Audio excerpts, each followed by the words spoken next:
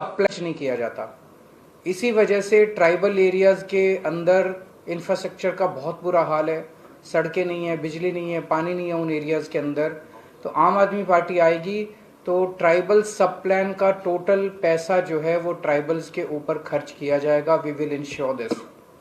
दूसरा, almost 3,000 vacancies, almost 3,000 posts which are reserved for ST people, they are lying vacant.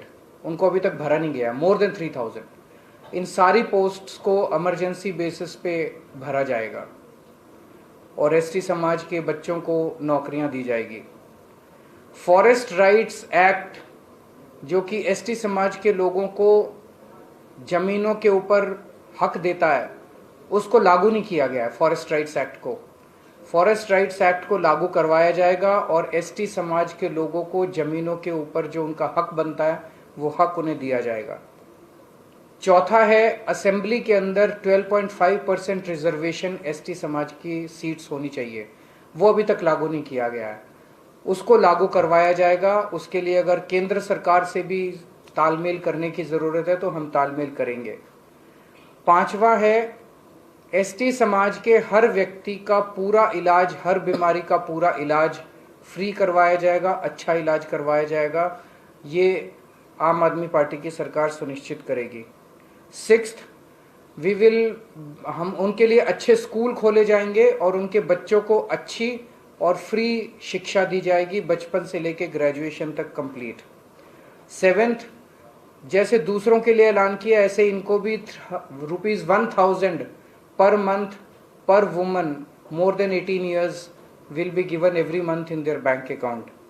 And 8th, जितने भी बेरोजगार बच्चे हैं उनके ST समाज के after filling up the government posts, जो लोग बच्चे रह जाते हैं उनको प्राइवेट में नौकरी रोजगार का अरेंजमेंट करने की कोशिश करेंगे और अगर नहीं होता है तो उनको ₹3,000 पर मंथ के हिसाब से अनएम्प्लॉयमेंट अलाउंस देंगे। तो ये 8 पॉइंट एजेंडा आज हम ST समाज के लिए अनाउंस कर रहे हैं। अगर आपके कोई क्वेश्चंस हैं तो बताइए। सर, ये ST अलग-अलग आप जात के बंटवारे के हिसाब से काम कर रहे हैं, तो मुस्लिम है, दलित है, क्या उनके लिए कुछ ST SC ये तो कॉन्स्टिट्यूशन के अंदर है, ये तो कॉन्स्टिट्यूशनल प्रोवाइडेड राइट्स हैं। कॉन्स्टिट्यूशन के अंदर रिलीजन के बेसिस पे कोई प्रोविजन नहीं है। तो कॉन्स्टिट्यूशन के हिसाब से जो प्रोविजंस है, जो मैंने कहा कि 12.5% बजट इनके ऊपर खर्च होना चाहिए, इतनी रिजर्वेशन होनी चाहिए, जो मैं कह रहा हूँ ये उनके कॉन्स्टिट्यूशनल ऑब्लिगेशंस हैं गवर्नमेंट के, जो उन्होंने पूरे नहीं किए। 12.5 वाला मुद्दा है विधानसभा के अंदर ST वाला, वो तो सुप्रीम कोर्ट ने बाहर ये कर दिया है। ये सेम केस थी गावकर की, तो ये केस ऑलरेडी डिसमिस किए हैं न्यायालय द्वारा, तो क्या नहीं? I think we should discuss this in assembly as well as constitution. We have to constitution. देखिए, ये कॉन्स्टिट्यूशनल वैलिडिटी का पॉइंट जो है, जो असेंबली में लेना चाहिए, हमने मेरे ख्याल से as representatives of people and representatives of weaker sections we should fight this out in terms of bringing laws appropriate for giving these rights to these people. I think there should not be doubt in anybody's mind as far as Goa or India is concerned that this should be considered on priority basis, because ST community, as far as Goa is concerned, as far as rest of the country is also concerned, is neglected for over a period of time. I think it's time the things change, we change our mindset, and let's not get into legal tangles as far as this is concerned. We will take appropriate steps in that regard. ST community को voters का attract करने के लिए ये agenda आपने किया है, तो बोल सकते हैं? हम तो सभी के लिए एजेंडा ला रहे हैं। जैसे हम ₹1,000 महिलाओं के लिए लेके आए, तो आप बोल सकते हैं कि महिलाओं को अट्रैक्ट करने के लिए किया। हमने कहा कि बिजली सबको फ्री देंगे, तो सारे गोवा के लोगों को अट्रैक्ट करने के लिए दिया। आप बोल सकते हैं, बिल्कुल बोल सकते हैं। बहुत अच्छा रिस्पॉन्स है लोगों को। मैं दिखाना चाह रहा था कि ये टैक्सी ड्राइवर ने के बेटे ने ये तस्वीर बना के भेजी है।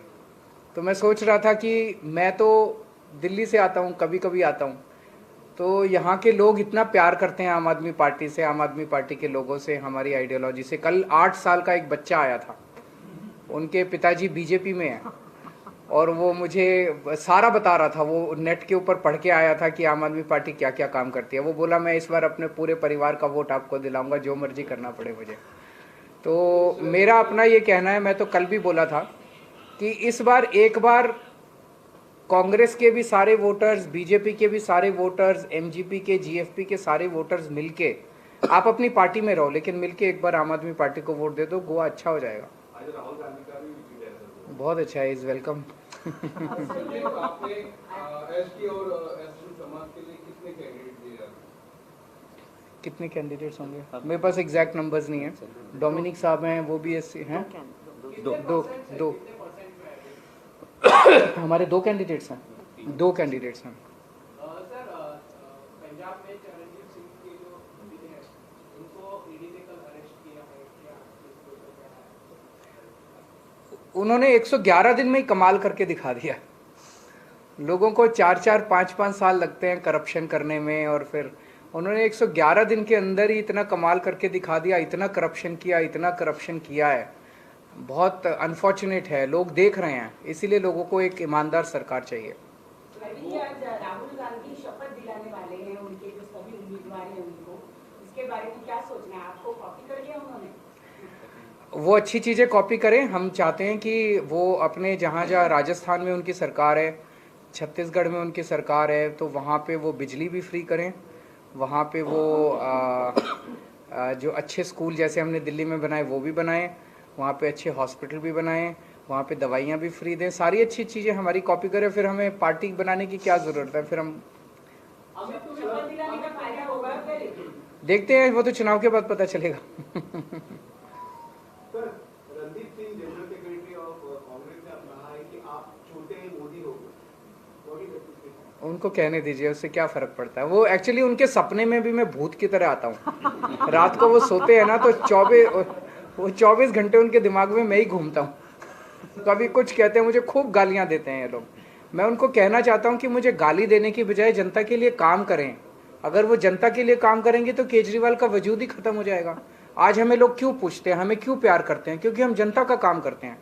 हम उनके बच्चों को अच्छी एजुकेशन देते हैं, हम उनके परिवार को अच्छा इलाज देते हैं, हम उनको बिजली देते हैं। इसीलिए लोग हमारी, तो आप भी करो ना। केजरीवाल को गाली देने से क्या फ़ायदा है? मैं छोटा मोदी हूँ, बड़ा मोदी हूँ, फलाना हूँ, क्या फ़र्क है? सर, उसी सवाल के बेसिस पर एक सवाल का 2 महीने पहले जब कोई भी की पार्टी के कोई नेता आते थे तो उन्हें पॉलिटिकल टूरिज्म कहा जाता है।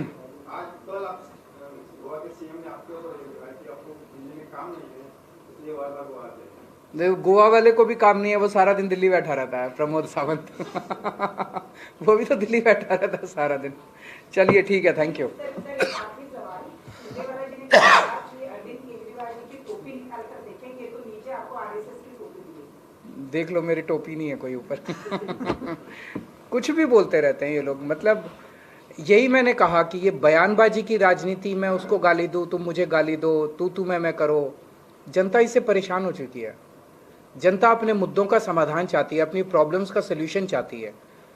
वो मुझे गाली देता है, फिर आप लोग आके पूछते हो भाई सुरजेवाला ने ये बोला, आपको इस पे क्या कहना है? फिर मैं 2 गाली उसको देता हूँ, फिर वो 2 गाली। इससे समाधान, इससे देश का क्या फ़ायदा होने वाला? इससे तो देश का कोई फ़ायदा नहीं होने वाला। आपको उनसे ये पूछना चाहिए था कि कांग्रेस का गोवा के लिए क्या एजेंडा है। बोलो केजरीवाल दुनिया का सबसे गंदा आदमी है, आप गोवा के लिए क्या करेंगे ये बताइए। उनके पास गोवा के लिए कोई एजेंडा नहीं है, कांग्रेस के पास भी नहीं है, बीजेपी के पास। उनसे पूछो कि आपके पास गोवा का क्या एजेंडा, कहेंगे केजरीवाल छोटा मोदी है। ये एजेंडा है उनका। Thank you. सर, एक आखिरी सवाल है, कल आपने एक लोकल टीवी को इंटरव्यू दिया, आप बीजेपी छोड़कर किसी भी पार्टी के साथ अलायंस करने के लिए रेडी हो। अगर कांग्रेस साथ में आती है तो आप उनको साथ में लेने के लिए रेडी हो क्या? अगर कांग्रेस के कुछ एमएलए बचेंगे तो विचार करेंगे। वो तो 24 घंटे में सारे बीजेपी में चले जाएंगे। ऐसा होगा तो आप उनके साथ ले। अगर बचेंगे तो देखते हैं ना। Thank you.